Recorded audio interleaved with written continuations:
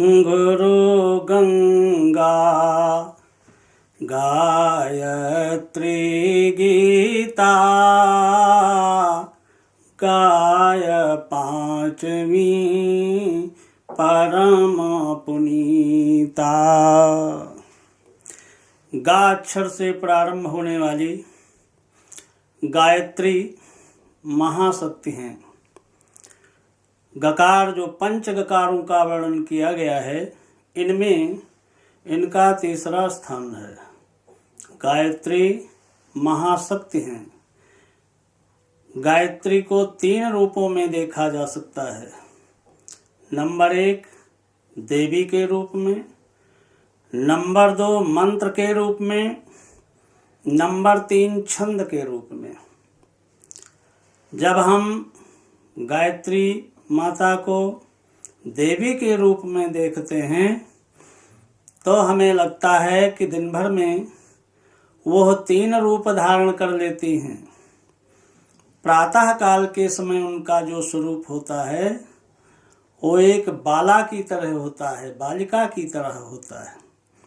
मध्याह्न काल में उनका स्वरूप युवती की तरह होता है। सायंकाल के समय उनका स्वरूप वृद्धा के रूप में होता है। जब हम साधना करते हैं तो हमें प्रातः काल कैसा ध्यान करना चाहिए। बालाम विद्याम तु गायत्रीम लोहिताम चतुराननम। गायत्री माता का बालिका का रूप जो संपूर्ण विद्याओं से परिपूर्ण है। 2 वस्त्र लाल रंग के धारण किए हुए हैं।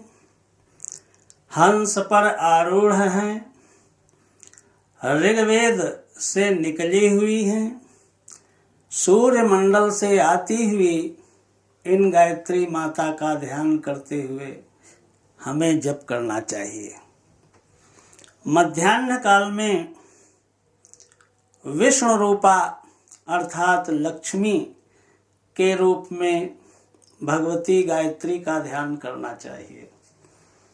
उस समय गरुड़ के ऊपर बैठी हुई शंख चक्र गदा पद्म धारण किए हुए, पीतांबर धारण किए हुए हों, यजुर्वेद से निकली हुई अर्थात यजुर्वेद को धारण करने वाली माता गायत्री का ध्यान करना चाहिए।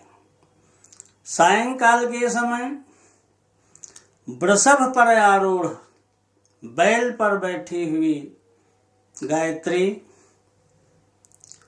अपने हाथों में त्रिशूल और डमरू धारण किए हुए हों।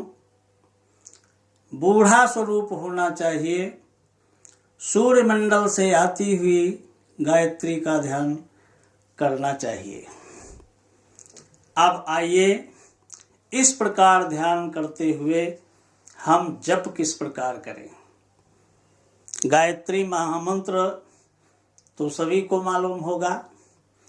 ओम भूर्भुवः स्वः तत्सवितुर्वरेण्यं भर्गो देवस्य धीमहि धियो यो नः प्रचोदयात्। यह गायत्री महामंत्र है। जब गायत्री को महामंत्र के रूप में हम देखते हैं तो हमें गायत्री 24 अक्षरों वाली दिखाई पड़ती हैं। गायत्री का जप करने के पूर्व हम विचार कर लें, अगर हमें पुरस्चरण करना है तो गायत्री माता का पुरस्चरण 24 लाख मंत्रों का होता है। एक बार में तो किया नहीं जा सकता। इनका सबसे छोटा पुरस्चरण 24,000 का होता है। यह 24,000 का पुरस्चरण अगर 100 बार किया जाए तो 24 लाख महामंत्र गायत्री जी को समर्पित कर सकते हैं। 1.25 लाख के हिसाब से अगर हम जप करते हैं तो 20 बार में 24 लाख महामंत्र जपा जा सकता है।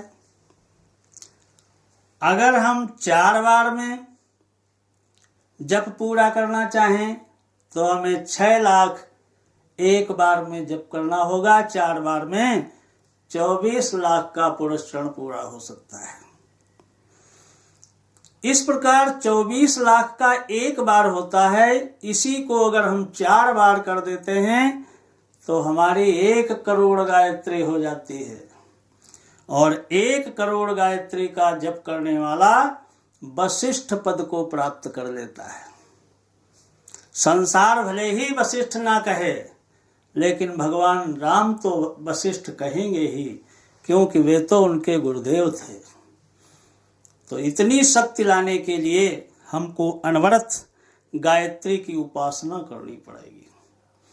तीसरे रूप में छंद। छंद भी 3 प्रकार से गाया जाता है।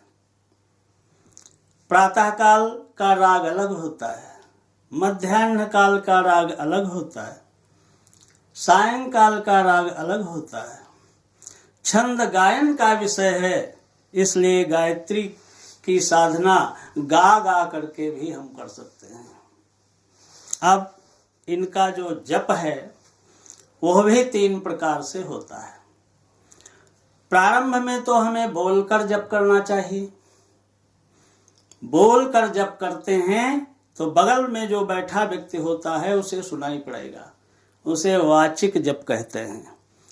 इसके बाद इसी जप को हम उपांशु रूप में जब जप करेंगे तो बगल में बैठा व्यक्ति हमारी आवाज को नहीं सुन सकता है, क्योंकि उस समय केवल ओंठ हिलते हैं, आवाज नहीं होती है। उसे उपांशु जप कहते हैं।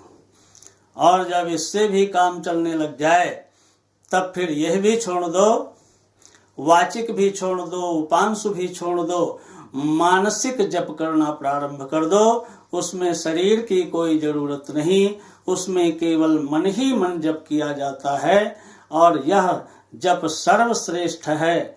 इस जप के द्वारा अगर हम अपनी साधना को पूरा करना चाहते हैं तो गायत्री महाशक्ति की आपके ऊपर बहुत बड़ी कृपा होगी, बहुत बड़ी कृपा होगी।